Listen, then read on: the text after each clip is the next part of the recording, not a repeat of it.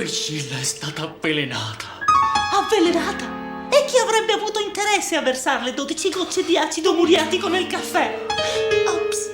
Forse qualcuno che ne era geloso. Un momento, Dorothy. Lei forse sa qualcosa che io non so. Che cosa glielo fa pensare, dottore? Ma un'intuizione. Per fortuna il suo stomaco è forte. Era sempre stata abituata a correggere il suo caffè con l'amaro Giuliani, che è molto peggio. Maledizione! Dottor Amos, credo che passerò a salutare Priscilla.